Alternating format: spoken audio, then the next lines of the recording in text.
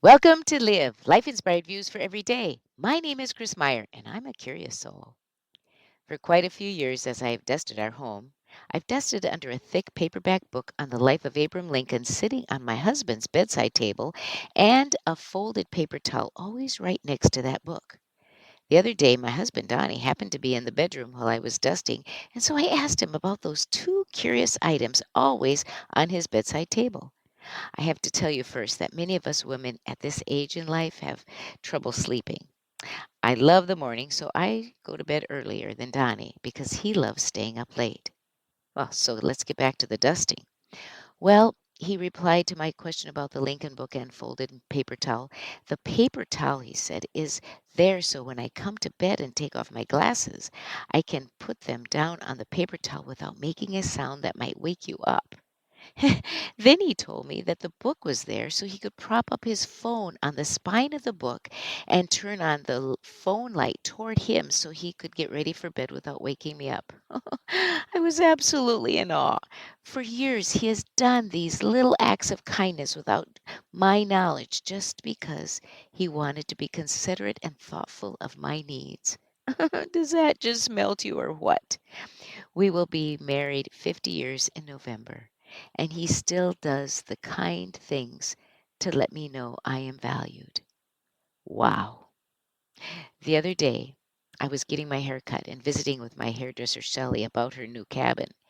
She was telling me her husband had been there for a couple of months using up his accumulated vacation. That meant that she had to take over the lawn mowing of their large yard that he normally does. When they were visiting on the phone one evening, she was going to say, I hope you know I have had to do all your mowing now. But instead, she said, I miss doing the yard work with you. Shelley told me that the conversation from that comment was totally different and wonderful from what it might have been with her original thought about grudgingly reminding him she was now doing the mowing since he was up at the cabin. I told her then about what I learned about Donnie's practice of being quiet when he came to bed. We marveled at the effect that small acts and words of kindness can have on a relationship. Remember when the original books about random acts of kindness came out? I decided to Google the title.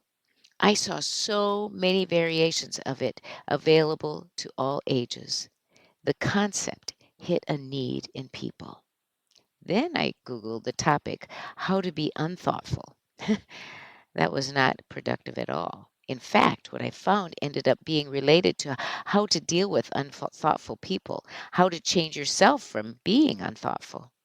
Do you think this search suggests that perhaps being kind is a more desirable quality and even innate than being unthoughtful?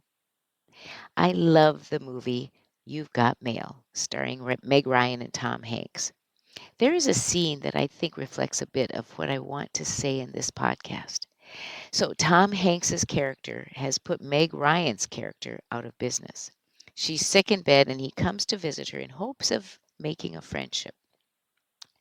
When she learns he has broken up with his snobbish girlfriend, she retorts, You broke up? Oh, well, that's too bad. You were so perfect for each other. Then she clasps her hand over her mouth and says, I don't mean to say things like that. No matter what you've done to me, there's no excuse for saying things like that. I love that because I choose to believe that all of us have the potential to know what the right way, the kind way to act toward another is, and which is the wrong, the mean way. Which do we prefer? Which do we do more of? What makes a person choose kind ways of speaking or responding? And what makes a person choose unkind or cynical ways of speaking or responding? No matter what, it is always a choice. It is our choice.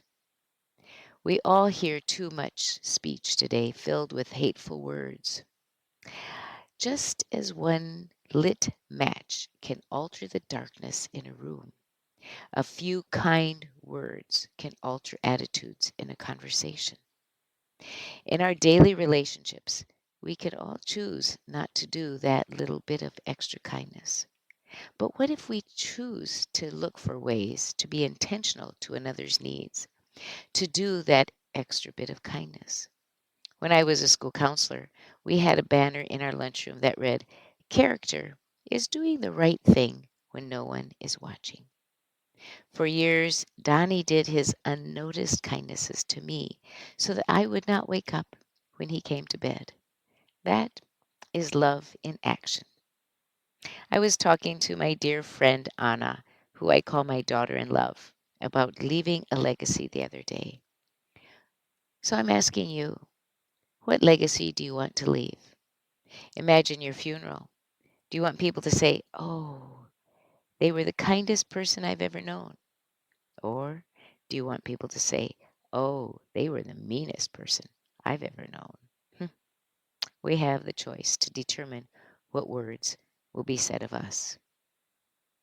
This week, on your bathroom mirror, write, "I will look for ways to be thoughtful of someone else's needs just because it is kind." Join me next Monday for Live, Life Inspired Views for Every Day. I'm Chris Meyer, and I'm a curious soul.